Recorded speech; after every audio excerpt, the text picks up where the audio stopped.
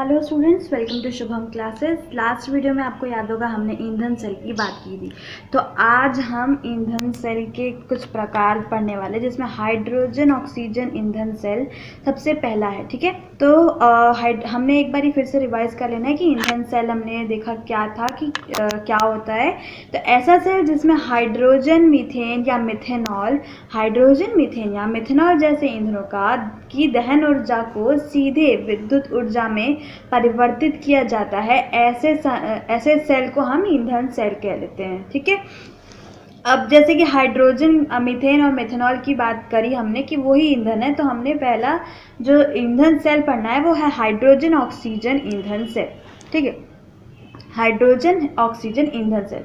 अब देख लेते हैं कि इसका कंस्ट्रक्शन क्या है। तो एक बड़े पात्र में ग्रेफाइट का एनोड व कैथोड लगाते हैं, ग्रेफाइट का एनोड और कैथोड लगाते हैं, और उसके बीच में मध्य से क्षारीय माध्यम यानी बेसिक मीडियम डाला जाता है। ठीक है, क्या होता है कि हमने ये एक पात्र लिया, बड़ा पात्र लिया, और हमने उसमें दो ग्रेफाइट की रॉड लगाई है। जो आपको रॉड दिख रही होगी ये ग्रेफाइट की रॉड है, और इसके बीच में क्या किया हमने, क्षारीय माध्यम यानी बेसिक मीडियम डाल दिया। बेसिक मीडियम मतलब कोई भी बेस यानी क्षार हमने डाल दी है। ठीक है, उसके बाद जो दो ओपनिंग्स हैं उसमें से हम क्या करते हैं, एनोड की ओर से हम हाइड्रोजन गैस अंदर इस कंटेनर के अंदर डालते हैं, प्रवेश करवाते हैं। तो क्या हुआ, यहाँ पे देख पा रहे होंगे आप, एनोड की तरफ, ये हमारा एनोड है, ये वाला जो ग्रेफाइट रॉड है ये एनोड की तरह काम करेगा, और इसकी ओर से हम क्या कर रहे हैं, हाइड्रोजन गैस की एंट्री करवा रहे हैं।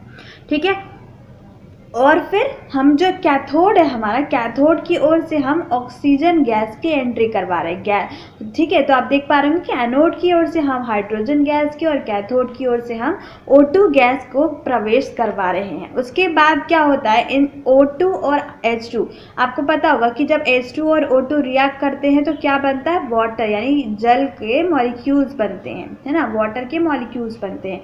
तो बस ये हाइड्रोजन गैस एनोड के ऊपर जाके रिएक्ट करती है, किसके साथ, एनोड से आने वाले ऑक्सीजन के साथ, और यहाँ से आप देख पा रहे हैं कि निकलता है H2O। ठीक है, अब आप बोल रहे होंगे कि क्या हो रहा है यहाँ पे, तो हाइड्रोजन गैस है जो इसका कंबशन हो रहा है, इसको हम बर्न कर रहे हैं O2 के प्रेजेंस में। आपको पता है कि अगर हम कार्बन का कोई भी फ्यूल लेते हैं, और ऑक्सीजन की प्रेजेंस में उसको जलाते हैं, राइट, तो क्या होता है, कार्बन का ऑक्साइड बनता है। उसी तरीके से ये हाइड्रोजन का ऑक्साइड यानी वाटर बन रहा है। अब आप बोलेंगे कि ये हाइड्रोजन ऑक्सीजन ईंधन सेल क्यों हम पढ़ रहे हैं, क्योंकि जो हमारा फ्यूचर में आने वाला जो सेल हो सकता है, या जो भी सेल हम यूज़ करने वाले या ईंधन हम यूज़ करने वाले हैं वो हाइड्रोजन हो सकता है। हाइड्रोजन क्योंकि जब हाइड्रोजन ऑक्सीजन के साथ रिएक्ट करता है, यानी कि कह लीजिए कि जब हम इसका कंबशन हाइड्रोजन को जलाते हैं तो हमें पानी मिलता है, जो कि हमें यूज़फुल है और इको फ्रेंडली है, राइट। तो ये जो प्रोसेस है, ये जो हमारा ईंधन सेल है, ये बहुत ही अच्छा नेचर के लिए, क्योंकि ये पॉल्यूशन नहीं करता, ये क्या करता है, प्रदूषण नहीं फैलाता है। ठीक है, तो इसलिए ये इम्पॉर्टेंट है। अब हम लोग देख लेते हैं एनोड पर होने वाली अभिक्रिया। ठीक है, तो एनोड पर होने वाली पहली अभिक्रिया, मतलब एक ही अभिक्रिया हो रही है, यहाँ पे क्या हो रहा है, हाइड्रोजन गैस जो है वो हाइड्रोजन आयन में परिवर्तित हो रहा है। आपको पता है कि एनोड पर क्या होता है, ऑक्सीकरण। क्या होता है, हमने बहुत बार इसके बारे में बात कर ली है, राइट। तो एनोड पर होता है क्या, ऑक्सीकरण, और ऑक्सीकरण में होता है इलेक्ट्रॉन का नुकसान, इलेक्ट्रॉन का लॉस। अब यहाँ पे क्या हो रहा है, हाइड्रोजन गैस के दो मॉलिक्यूल जो है वो इलेक्ट्रॉन का लॉस करके क्या बना रहे हैं, हाइड्रोजन आयन, 4 हाइड्रोजन आयन और 4 इलेक्ट्रॉन का लॉस कर रहे हैं। ठीक है, अब क्या हो रहा है, ये जो 4 हाइड्रोजन आयन बने हैं वो क्या करेंगे, 4 OH आयन, 4 हाइड्रोक्सिल आयन के साथ रिएक्ट करके बना देंगे water, 4 molecule of water, right. तो ये हमारा होने वाला रिएक्शन है किस पर, एनोड पर, राइट। तो अगर आप ओवरऑल रिएक्शन देखेंगे एनोड पर तो क्या हो रहा है कि 2 हाइड्रोजन मॉलिक्यूल 4 हाइड्रोक्सिल आयन्स के साथ रिएक्ट कर रहे हैं, और 4 मॉलिक्यूल ऑफ वाटर हमें दिख रहा है, और साथ के साथ 4 इलेक्ट्रॉन का नुकसान भी आपको देखने को मिल रहा है। ठीक है, ये हो गया एनोड पर होने वाला रिएक्शन। अब हम लोग कैथोड पे होने वाली रिएक्शन देख लेते हैं, ठीक है। तो कैथोड पर क्या अभिक्रिया चल रही है? कैथोड पर ऑक्सीजन जो है, क्योंकि आपको पता है कैथोड के ओर से हमने ऑक्सीजन एंट्री करवाई थी, ऑक्सीजन का प्रवेश करवाया था, राइट। तो ये जो हमारा कैथोड रहेगा, कैथोड पर ऑक्सीजन वाटर के साथ रिएक्ट कर रही है। जो वाटर मॉलिक्यूल, 4 वाटर मॉलिक्यूल जो बने हैं ना एनोड पर, उसके साथ रिएक्ट कर रही है, और जो 4 इलेक्ट्रॉन आप रिलीज हुए थे एनोड पर, उसको भी यूज कर रही है। और क्या बना रही है? 4 हाइड्रोक्सिल आयन, ठीक है। क्या बना रही है? 4 हाइड्रोक्सिल आयन। तो अगर आप इस एनोड और कैथोड दोनों पर होने वाली अभिक्रिया को जोड़ते हैं तो आपको पूर्ण अभिक्रिया मिलेगी। पूर्ण अभिक्रिया आपकी क्या होने वाली है? सिंपल सी रिएक्शन होने वाली है कि 2 हाइड्रोजन मॉलिक्यूल एक ऑक्सीजन मॉलिक्यूल के साथ रिएक्ट करते हैं और वाटर मॉलिक्यूल बनाते हैं। आपको जो मैंने एनोड पर और कैथोड पर होने वाली रिएक्शन दिखाई, अभिक्रिया दिखाई, वो सिर्फ इसलिए ताकि आपको जो इलेक्ट्रॉन है उसका मूवमेंट दिख सके, ठीक है, उसका मूवमेंट आपको दिख सके। तो बस यही हमारा पूर्ण अभिक्रिया है किस पे? हाइड्रोजन ऑक्सीजन ईंधन सेल पर, ठीक है। अब हम लोग नेक्स्ट टॉपिक पढ़ने वाले हैं संचारण। ये बहुत ही कॉमन टॉपिक है और आप सभी को इसके बारे में थोड़ी बहुत जानकारी ज़रूर होगी, क्योंकि इसको कहते हैं रस्टिंग। इंग्लिश में कहते हैं संचारण मतलब रस्टिंग, और इसका मतलब होता है कि जंग लग जाना। और आप सभी ने कभी ना कभी तो लोहे की चीज़ या कोई ना कोई ऐसी चीज़ देखी होगी जिसपे आप कहते होंगे कि देखो जंग लग गई है, राइट।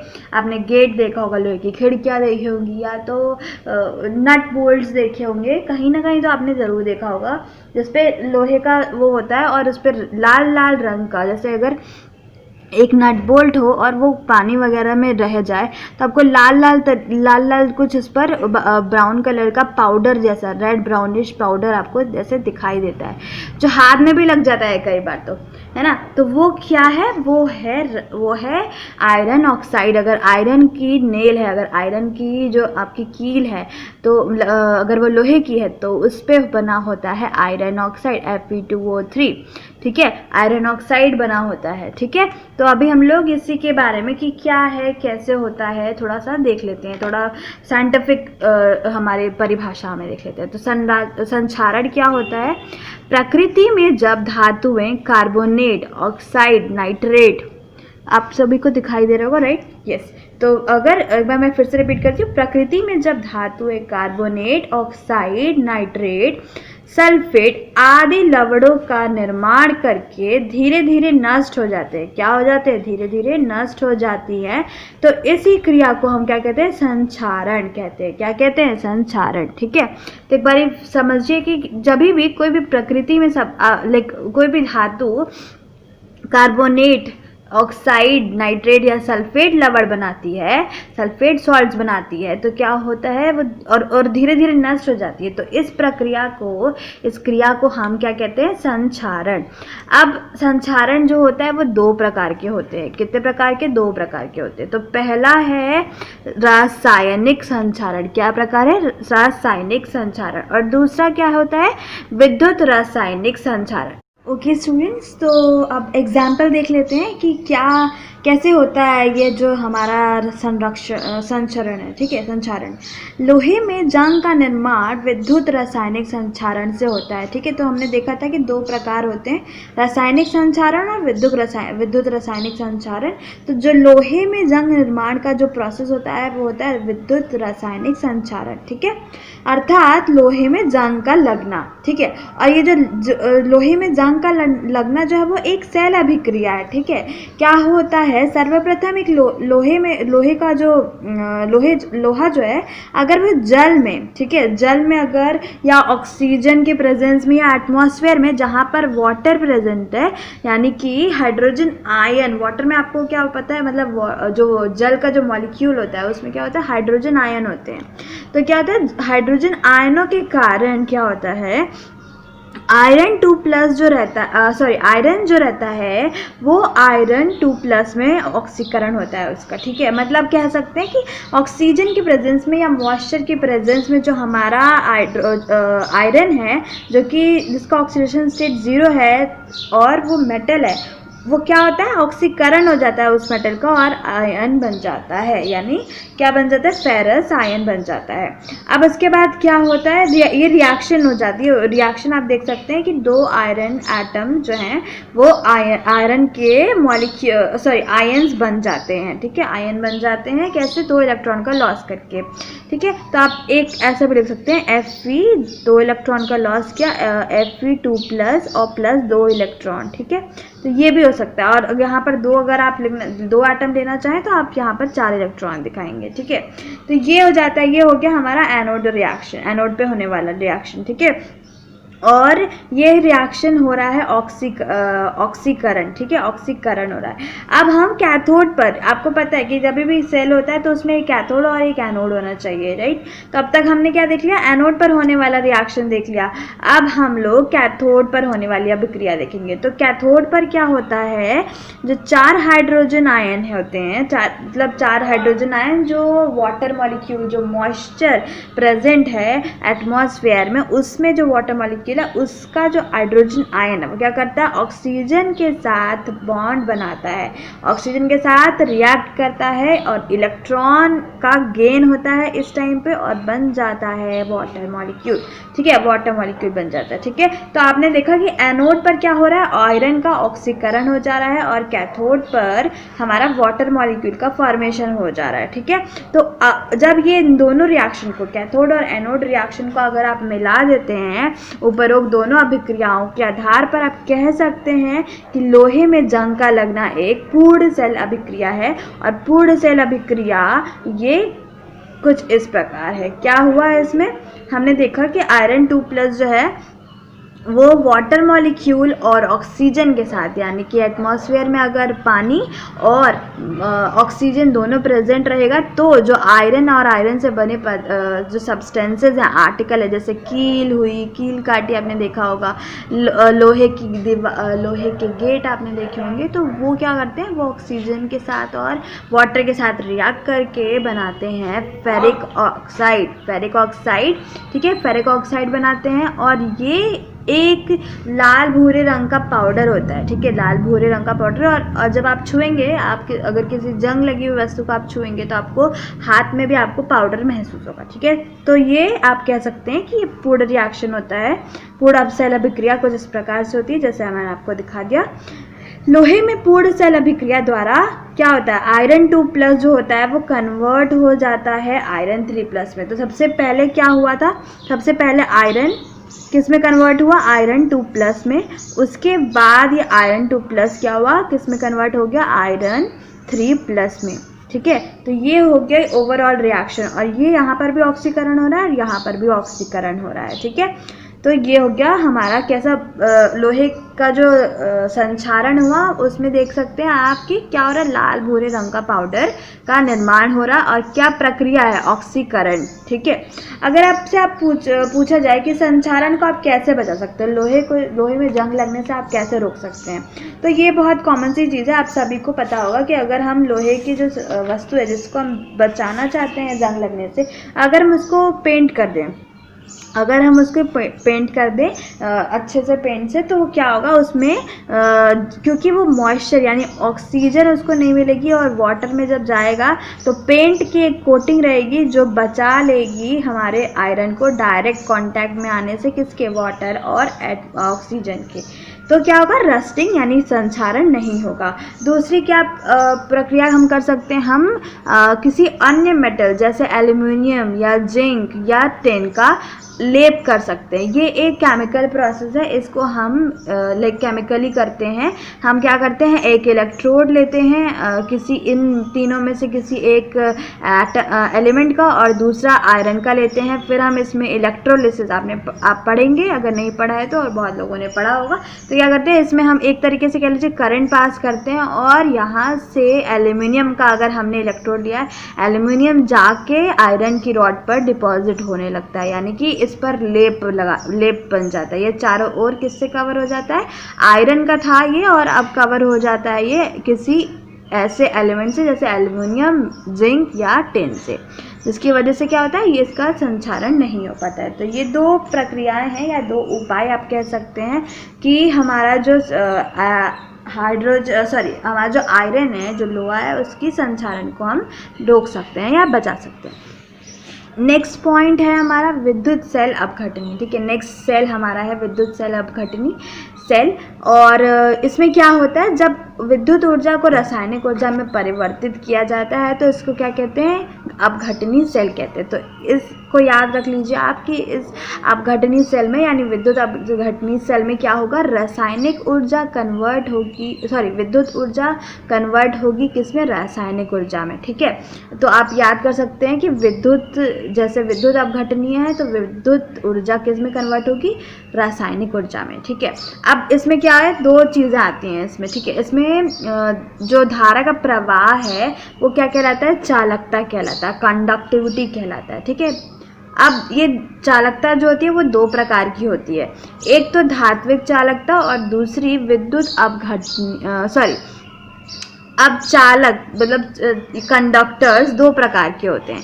वो कौन कौन से, एक धात्विक और दूसरा विद्युत अपघटनीय चालक। ठीक है, अब दोनों एक एक करके समझ लेते हैं। दोनों में कुछ मतलब दोनों ऑपोजिट ही हैं एक तरीके से, तो अगर आप एक को भी समझ लेते हैं तो दूसरा वाला उसका ऑपोजिट रहेगा। ठीक है, तो सबसे पहला पॉइंट क्या है धात्विक चालक में, कि इसमें जो धारा का प्रवाह है वो इलेक्ट्रॉन की सहायता से होता है। ठीक है, तो क्या होता है, जो धात्विक चालक होंगे उसमें इलेक्ट्रॉन का फ्लो होगा, इलेक्ट्रॉन का प्रवाह होगा, और जिसकी वजह से आपको पता है कि जब भी इलेक्ट्रॉन का प्रवाह होता है तो करंट का भी प्रवाह होता है और दिशा उसके उल्टी डायरेक्शन होती है। ठीक है, तो क्या होगा, धारा का प्रवाह यहाँ पर किसकी सहायता से होता है, इलेक्ट्रॉन की सहायता से। सेकेंड पॉइंट है धात्विक चालक का कि रासायनिक परिवर्तन नहीं होता है इसके अंदर। ठीक है, जब भी धात्विक चालक अगर आप देख पा रहे हैं या विद्युत अपघटनीय सेल देख रहे हैं जिसमें धात्विक चालक इन्वॉल्व है, तो रासायनिक परिवर्तन आपको नहीं दिखेगा। ठीक है, रासायनिक परिवर्तन आपको नहीं होता हुआ दिखेगा। नेक्स्ट पॉइंट है कि पदार्थ का प्रवाह नहीं होता, यानी कि जैसे कि अगर आपने, जैसे आपको याद होगा हमने कॉपर सल्फेट और जिंक सल्फेट का सोल्यूशन वाला हमने रिएक्शन पढ़ा था एकदम स्टार्टिंग में चैप्टर के। तो कॉपर सल्फेट और जिंक सल्फेट, राइट, तो क्या होता है, यहाँ पर इलेक्ट्रॉन का मूवमेंट होता था। आपको याद होगा सॉल्ट ब्रिज हमने देखा था ना, हमने लवर सेतु की बात की थी, राइट। तो यहाँ पर क्या होता था, इसी कंटेनर में यहाँ पर सारे इसका सोल्यूशन, एक कॉपर सल्फेट पूरा एक कंटेनर में ही है और जिंक सल्फेट जो है वो एक कंटेनर में, दोनों मिक्स नहीं हो रहे हैं, राइट। तो इसका मतलब क्या हुआ कि पदार्थ का प्रवाह नहीं हो रहा है, यहाँ से कॉपर सल्फेट उठ के जिंक सल्फेट में नहीं मिक्स हो रहा है। तो इसका मतलब क्या हो गया, पदार्थ का प्रवाह नहीं हो रहा है इसका। तो आपको आई होप कि ये स्टेटमेंट समझ में आ गया होगा। नेक्स्ट पॉइंट है कि ताप बढ़ने पर चालकता घटती है। तो ये बहुत एक इम्पॉर्टेंट पॉइंट है जिससे आप लोगों को क्वेश्चन भी देखने को मिलेगा।